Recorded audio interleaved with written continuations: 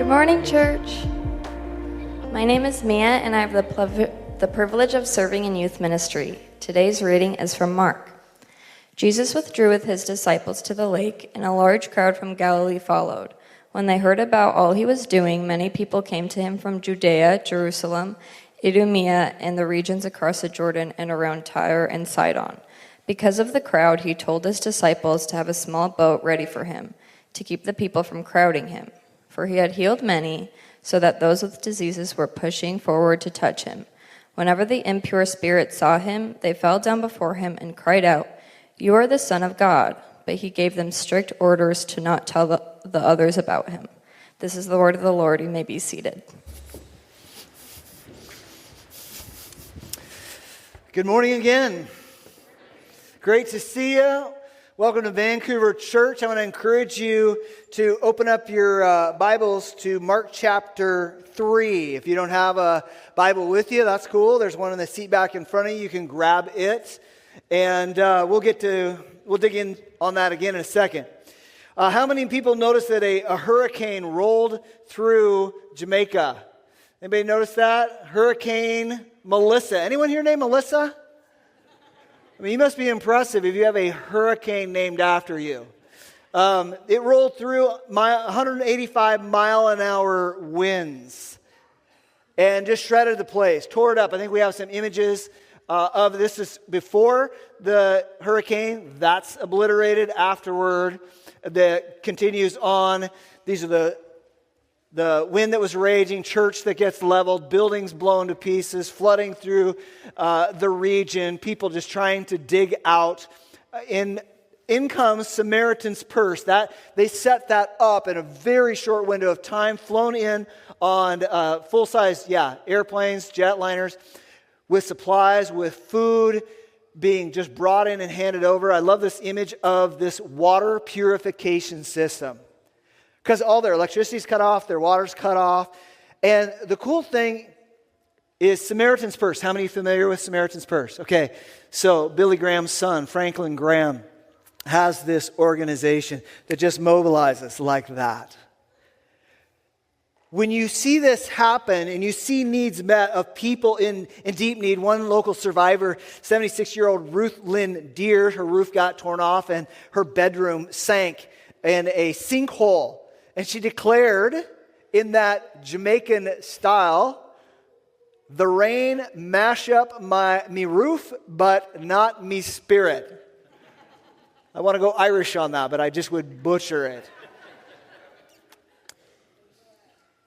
You know, you see the beautiful stories of people coming in and caring for the most vulnerable. And we're touched by that. If you were to actually search relief for Jamaica, the first two things that come up, number one, would be Samaritan's Purse. Number two would be Red Cross.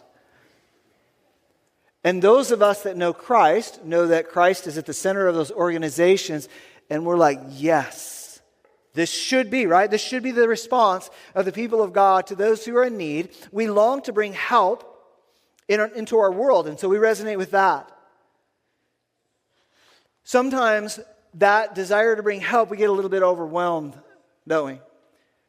You know, you hear another report of Russia just launching in, these missiles on these folks and them getting taken out. You hear about folks that their SNAP benefits and they're wondering, their food insecurity, 1 out of 8 Americans, about 42 million people, wondering, are we going to be able to eat fully this month? And if you're like me, there are times when you think it's too much, right? It gets a bit overwhelming. And this is a reality that was experienced by the followers of Jesus that were close to him because Jesus met so many needs. In today's passage, at verse 7, you see that Jesus is withdrawing from a crowd because people want him to meet their need. There's a map of Israel right here. And if you were to walk through verse 7, you would see that there was a crowd up to the top. The little lake there is the Sea of Galilee. And they were in that region in some towns, and they moved over to the lake to escape a crowd because there was a local crowd there. At verse 8, it talks about the fact that down to the south, in Jerusalem, Judea, Idumea, that is saying the south of the nation of Israel, and then across the Jordan River to the right, over to the east, it describes that people were coming from there because word's getting out that Jesus is meeting all these needs. And so from Decapolis and from Perea, they're showing up as well. They're all traveling up. And then you'll notice at the end that in addition to the local and the national footprint that Jesus now has, that he actually has an international, like he's going to go over the border to the north. And that, or I should say his reputation is going to go over to Sidon and Tyre. This is outside of the nation of Israel. That is where the local pagans live, the people that do not believe in the Bible, do not believe in Yahweh, the one true God. And that's really key to what's happening, that Jesus becomes very popular. That's what's happening. And yet, what we see, and it's counterintuitive, is that Jesus restrains his popularity. He restrains it in at least two ways. One of them is he pushes it back against the demands of the crowd. He's very compassionate on them, but he pushes back where verse 7, it talked about him withdrawing with his disciples, as we already mentioned. And then at verse 9, there's this kind of interesting imagery that because of the crowd, he told his disciples to have a small boat ready for him and to keep the people from crowding him. So the imagery, if this was the shore and out there is the lake and it drops off, Jesus is like, hey, get me a boat out there, because these crowds are just they're literally reaching out for him. They want to touch him. We sang about it, about the hem of his garment, that if I could just touch him, I would be healed. And Jesus evidently is saying, hey, I'm going to put a buffer between myself and the crowds. One of our young people who went to college in North Carolina, it was interesting. I was literally prepping for this sermon and this passage and this point. And he said, hey, I've been reading through the Gospel of Mark. Why does Jesus not want people to know who he is? It's a fair question, right? Because we just think, hey, if you got more popularity, that's the way you want it to be. But Jesus, he pushes back against the demands of the crowds, and Jesus silences the voice of these demons. Verse 11, whenever the impure spirits saw him, they fell down before him. Evidently, people were showing up into the crowd. They were coming to the revival, if you will, and they had within them these spirits. Now, they may have known that, may not have known that, but man, when those spirits saw Jesus, they knew exactly who he was and dropped them to the ground. And it's strange because they're like, you are the Son of God. And Jesus basically says, shh. He's like, shut your mouth on this topic. And you would think, well, why not let him speak? And the reason is because they would say, well, you're the Messiah, you're the Son of God. And we say, okay, wouldn't that be a good thing? Wouldn't that validate his message? Wouldn't that actually cause his popularity to increase? And the answer to that question is, yes, it would, but that's not the way Jesus wants his name to go out. That's not the way he wants his rescue to the world to spread, which just seems so strange to us. Why would you hold back your influence and your popularity? And what we see is a pattern in Jesus that he rejects. This is really key. He rejects popularity as a path to save the world. That's not the way he's going to do it. Follow along here a little bit. He resists the social popularity. He actually hides his spiritual impressiveness. He's not revealing the fullness of who he actually is as the Son of God. The demons know it, but Jesus is like, nope, that's not how we're going to spread the word. He's not looking, and what's so interesting here, here's what Jesus is not looking for. He's not looking to win the crowds. He's not looking to overthrow the governments through political power or cultural pressure. And he's looking for apprentices who want to embody a very, very different kingdom. He's resistant to popularity because he knows what happens. Like the kingdoms of the world, you look around, right? Some of you young folks that are growing up, you're growing up in a pretty rough moment. Like the stability of the world is not there. And you're not only looking at changing careers, 4, 5, 6, 10 times, but even wondering about how solid the nation's going to be, the economy's going to be, and all that. There's turbulence and turmoil in the kingdoms of the world, and Jesus never places his trust in the reliability of the nations of this world, or the governments of this world, or the cultures of this world. The kingdoms of the earth he does not trust. The kingdoms of this earth, think about if you want to rise to the top in this world, what do you have to do? You have to play by the rules of the world, meaning geography and borders. That's really important. Like, this is our land. This is who we are. This is our nation. This is our identity. That's how the nations of this world work. Or this is our culture. This is what we value, and that's different. And so you guys, we don't want that. Or business and marketing. If you want to be successful and have a movement, you want to gain power, even if it's for good, then you better have good marketing and good business skills. It'd be awesome if you can get a few celebrities that show up. And entertainment, that's a way that you can influence the world as well. There's social media. Then there's our ethnicity. This is who we are. This is our race. This is our group. There's morality. We're the good people. There's conformity. You need to be like us. And if none of those work, then there's money, and there's politics, and there's military. This is the way the nations of the world control their own security, their own impact. And the way of the world, Jesus repeatedly rejects in his approach to building his kingdom that is going to one day take over the world, to rescue the world. But Jesus has a radically, radically different vision.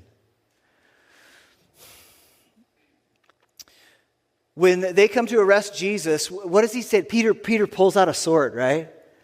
And what does Jesus? He's like, Peter, put the stupid sword away, buddy, because whoever lives by the sword dies by the sword. It's a different kingdom, Peter. When he's before Pilate, Pilate is a powerful, powerful regional ruler, and Jesus, who's being falsely accused of a bunch of stuff so he'll get killed, is standing in front of this governor, and he's just saying quiet, and the governor's like, do you not realize that I hold the power over you? And Jesus is like, you actually don't. I'm here voluntarily. And he says to Pilate, he said, my kingdom is not of this world. If it were, my servants would do what? Yeah, they'd fight to prevent my arrest by the Jewish leaders, but now my kingdom is from another place. You get it? Jesus is constantly selling a very different kingdom than we participate. And we put upon him as the coming king this idea that, I've got my system and he'll be at the top of that system. But he's saying, I want to bring a completely different system in. The kingdom of heaven is founded in faith and in surrender and sacrifice and patience and loving your enemies, giving wealth, character and non-control and forgiveness and grace and blessing your rivals and no swords. Who wants to sign up for that kingdom? Sound like you're going to get crushed, doesn't it? Yeah, they were like, hey, Jesus, you're super powerful, and if you could heal me and take out all the bad guys, I'm in. And Jesus is saying, there's some lyrics that I heard decades ago describing the different table that God is setting. He said, there's a table in the wilderness where the blind can see and the poor possess, where the weak are strong and the weary rest. The table in the wilderness. Jesus, he's so kind to us. He's so compassionate with us because our ideas about his highest priorities are so often so wrong. So many in the crowds wanted Jesus to rise up against Rome. They were like, hey, we want a military Messiah, conquering king, get rid of the pagan oppression, get rid of the heathen immorality that's all around. If you were to look into the book of Luke in his hometown when he speaks out to them, and at first they're like, yeah, he's awesome. Listen to, the Spirit of the Lord is upon him to preach good news to the poor and all this. And then Jesus, with his popularity rising in his hometown, their eyes are locked on him. He says, you know what? You guys are actually going to end up hating me. And he gives a story about the fact that the prophet Elijah ends up going out not to the nation of Israel to be taken care of for 3.5 years during a famine, but to a gal from Sidon. And they were like, wait a second. Now, if you don't understand the geography, I get it. If you're like, who cares? What he's saying is God loves the whole world. And Israel had messed up in some really fundamental ways. And while he loves them, he's not there just for them. And they turned on Jesus and they grabbed him. It's like he's at church. He's doing the preaching, right? And they turn on him and they drag him to a hilltop to throw him off to kill him. That's a bad day as a preacher. Okay? They want a king who's like the kings of the world, only tougher and stronger. And Jesus is like, hey, I don't want that popularity because I don't trust the kingdoms of this world. The kingdoms of this earth, let's take a look at that again. What makes up the kingdoms of this earth is the geography and the borders. God does want to insert, Jesus wants to insert his people into certain countries and places and, yes, cultures. And some of you are incredible at business and marketing, and he wants his followers to be in there. Some of you recognize the value of a celebrity that came to know Jesus, or in the entertainment industry that somebody made, like The Chosen. You're like, great job. Yes, to the praise of God, for sure. Social media, we need strong believers putting the message out. Or ethnicity, like the groups that we have and the ethnicities and the races that we have. It's beautiful to be passionate about yours and the morality that we want and the conformity for people to come around. And yes, we need people invested in money and in politics and in the military, okay? Jesus wants us to be the city on the hill, the salt of the earth, the light in the dark, for sure. But one of the things we get confused about is we get to thinking, then he wants all of us just to kind of rise up to the high positions of influence and power. And therefore, this will be the great takeover of Jesus in our culture. And while Jesus wants his followers to enter all these areas and have influence in all these areas and bring the love of God and self-sacrifice and patience and goodness, but that is not his ultimate objective, to take over the culture by these positions of influence and power. He's building a very, very different kingdom. And it's the opposite of these high positions of power. 1 Corinthians 18, it says, for the message of the cross is foolishness to those who are perishing, but to us who are being saved, it's the power of God. The Jews demand signs, and the Greeks look for wisdom, but we preach something totally different. We preach Christ crucified, a stumbling block to the Jews and foolishness to the Gentiles. Some of you are exploring faith. I didn't, many of you know, I didn't know Jesus growing up, and I would tease the followers of Christ. I'd make fun of them, but I was trying to figure out, is there a rational foundation? Like, is there to what you believe? And the Greeks, they're brilliant. If you look across cultures in world history, it's hard to find a more brilliant, intelligent, intellectual culture. And they're looking at the Christians, they're like, you guys are foolish, man. You have these superstitions about a guy raising from the dead. That's not really very helpful. They could say, hey, we're the Greeks, man. We boast the strongest minds, arguably in the history of the world. I mean, Plato, Aristotle, Socrates, to kick it all off. We're the foundation of democracy that will emerge across the world scene, and we need a functional, coherent system by which to live. that enables us to build a sound empire. You know, when you hear political sides, right, left, middle, somewhere else, they are all raising up. Here's the thing that's going to make life better. And what the Greeks were looking for was, hey, we need a rational, reasonable philosophy, not a fairy tale about a guy that raised from the dead.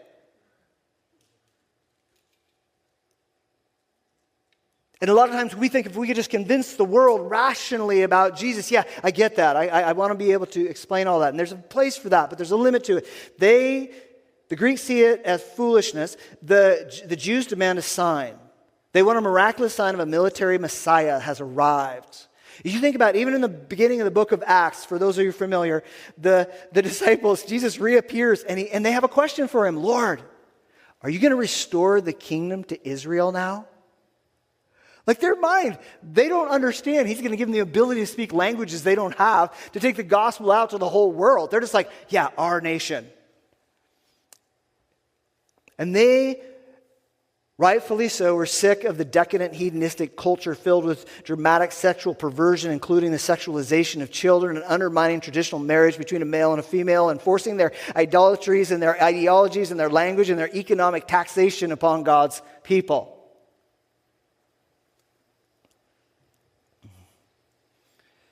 That's why so many of them wanted to move to Texas.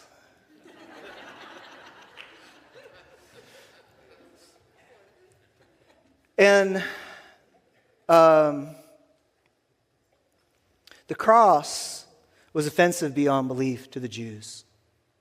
You and I, it's like jewelry. We've got it right here on the wall. You got it, like we look at that and say it's such a noble, such a beautiful sign. But you have to realize for them that the barrier, the stumbling block that would have been for them, would be similar to post-World War II and somebody who had gone to a prison camp, Auschwitz. And they then get out and someone goes, oh, what's that on your necklace right there? Oh, that's a shower head.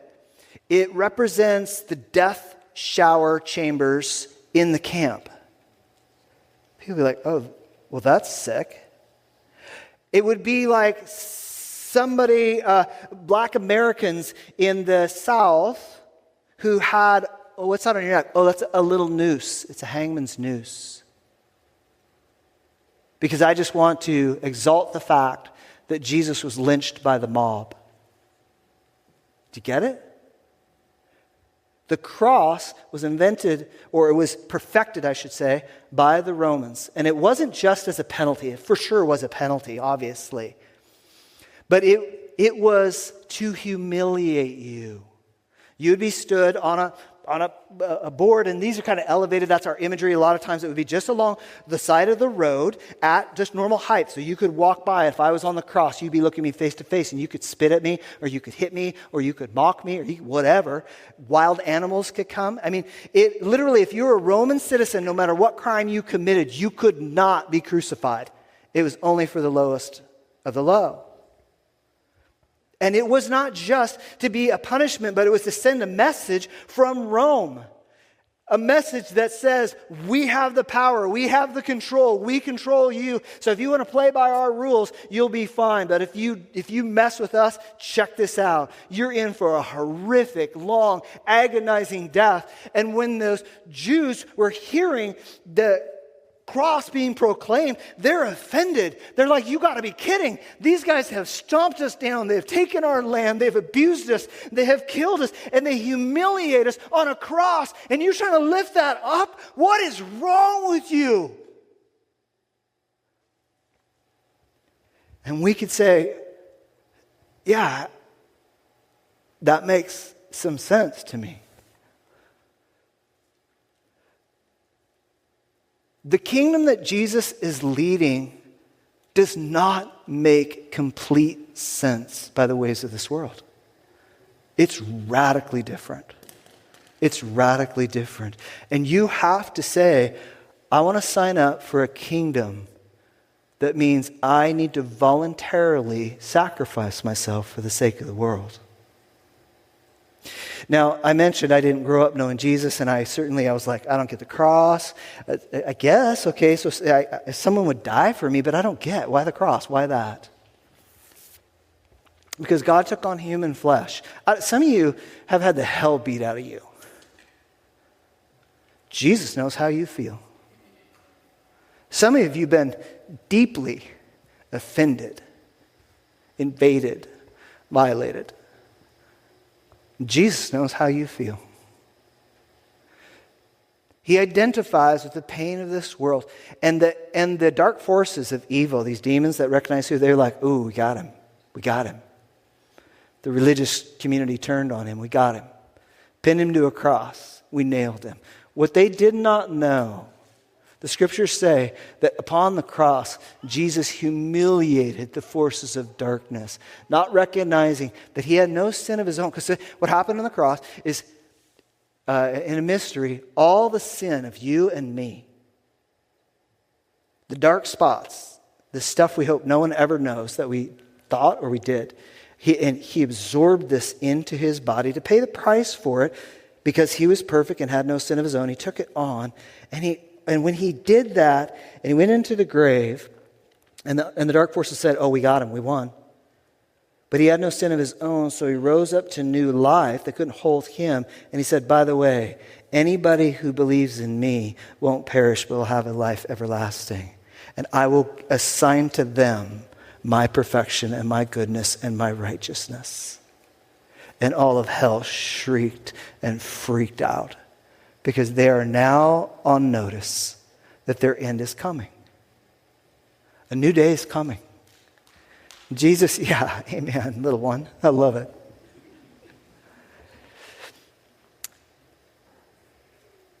If you are wondering about the cross, here's the thing that the Jews underestimated and we underestimate. Is basically how dark and difficult my sin is. God is perfect. We look forward to perfection. If you add a milligram of imperfection into perfection, what do you no longer have? Perfection. Imperfection can't exist in the presence of perfection. It will be annihilated. And God said, you know what? I'm going to credit to you perfection of my Son so that justice can be served. The scriptures say that he's both the just and the justifier. And if you've never given your life to Jesus, he's inviting you. He's not making you. He's inviting you. You know, that was another thing about with all the healing that was going on. He's like, hey, I mean, he couldn't resist because he's compassionate and he wants to help. And so he basically like heals people and he's like, by the way, don't say anything, you know? And then they all go out and like, hey, he healed me. And it's like, okay, you know, but it's the heart of God that he can't resist. But he's like, hey, I got a bigger plan than being popular here and everything. But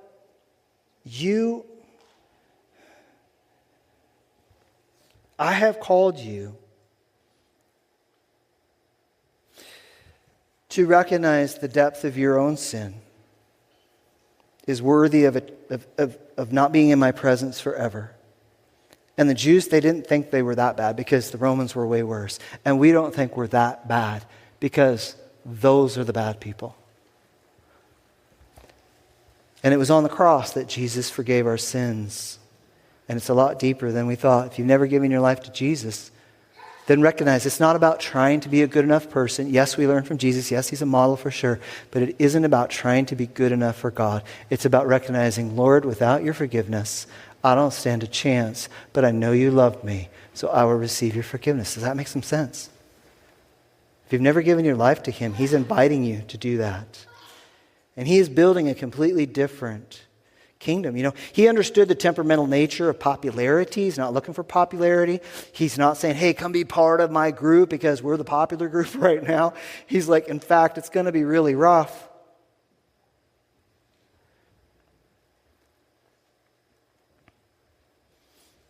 You know, Jesus, if he was running for office, Jesus would make a terrible candidate. Really bad. He's really bad.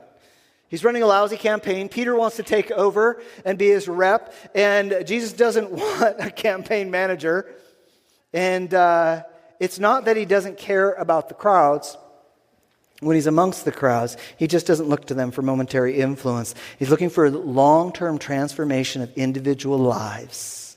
He understands the difference between having fans and true followers that are totally dedicated to him. And he's looking for people that are like, I'm all in. Whether you heal me or you don't, I'm all in. Whether you make it all okay or not, I'm all in. Whether things become peaceful or they don't, I'm all in. He's looking to raise up a different way of doing things. We think, man, if Team Jesus could be the most popular and I could be on it, then I guess we could get on a roll and that would be cool.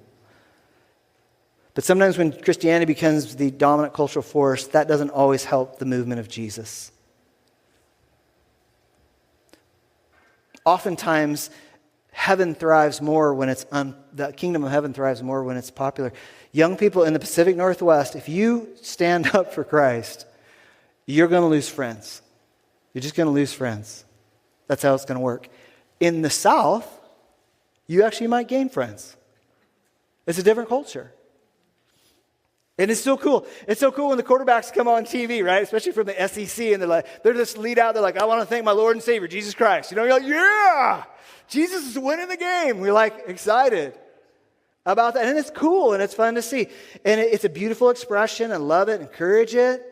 I believe Jesus encourages that, but I think there's something Jesus encourages way more than this kind of cultural declaration, which can be a beautiful thing, is that he says, hey, find a couple others and help them grow in me as a sold-out disciple. You know, some years ago, my son, any of you that know me at some point have heard this story about my son going to the state championship with his football team, right? Like, I will sit after church and talk to every single one of you individually about that experience. Heaven on earth. I mean, it was right there. Anyway, before their playoff game in their senior year, the quarterback was like, hey, Wes, would you call your dad to come out and pray in the locker room? And so I go out in the stadium, and I'm out there, and I'm like, okay, boys, repeat after me. In fact, do this with me. Just echo back to me. This is what I did. Our Father in heaven, hallowed be thy name. Thy kingdom come. Thy will be done on earth as in heaven. Give us this day our daily bread, and forgive our debts as we forgive our debtors. And you guys are, come on, you're struggling. Let's go. And lead us away from temptation. Deliver us from evil. For yours is the kingdom and the glory and the power forever and ever. Amen. Let's go get them.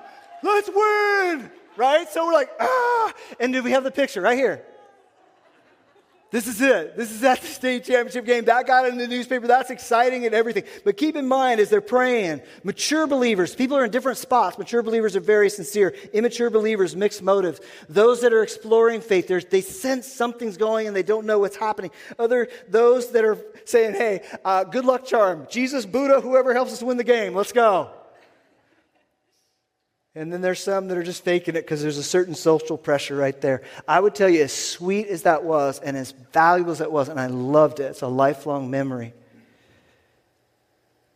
Even more than getting a photo of that in the newspaper, an ad for Jesus, so to say, what I cherish the most is the two seniors after the season that said, we want to start an after-school thing called Faith Oasis for anybody that's trying to discover faith. And this was an era where that was not real popular to do. And the cool thing is they wanted to influence their varsity football buddies, which they did, but not just the varsity, but the football team, and not just the football team. I got to be guest speaker one time and see these kids. These guys understood with the cultural influence they had, they weren't going to ride off that popularity, but they needed to extend relationship, mentoring, care to develop disciples that would be sold out for Jesus.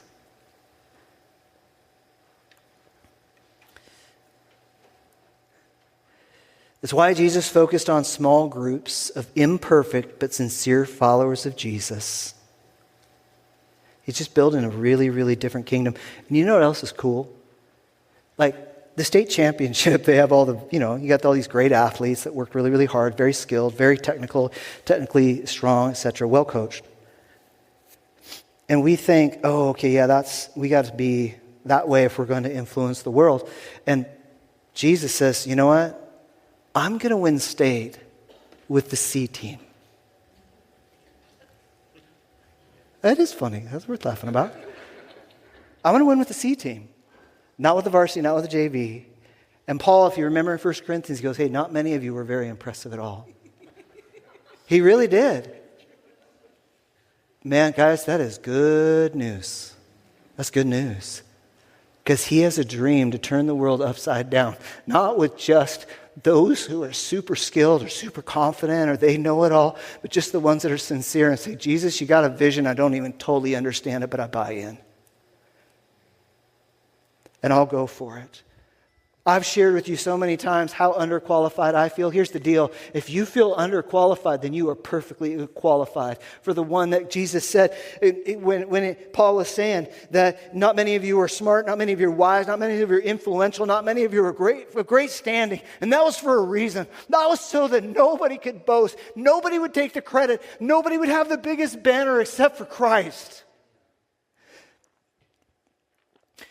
Some of you, today, you need to say, God, I've been given into a lie that I don't have impact, I don't have power, I can't make a difference. That is a lie from the enemy to keep you trapped and stuck. And he's saying, trust me. Trust me. It's actually your weaknesses through which I'm going to work and show off myself. Jesus does not want fans. He wants true followers who say, you can be king of everything.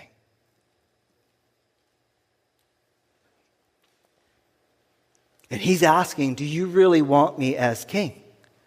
Do you really want me as king? Or do you want me as miracle worker, political leader, military messiah, guardian angel, ultimate life coach, source of personal peace? So many in the crowd, they didn't want Jesus as king. Not for the kingdom that he was offering. Some of you are managing a lot of disappointment right now because you thought Jesus was going to be the king that was going to bring you a certain kind of life and outcome right now. And you're in some brokenness, and you're in some sadness, and you're in some difficulty. He hasn't left you, and he hasn't stopped working in you. In fact, he's going to use those very circumstances. He's just taking you deeper in what it means to trust him as the good king. And he has purposes for your pain. It is not a waste. Many in the crowds didn't want Jesus as king. The disciples did, man. And they weren't any better than the people that didn't want him as a king. In fact, in many ways, they were probably worse in their behavior and disciplines, their holiness, but they were surrendered to Jesus as Lord. And they're like, Jesus, you're the king.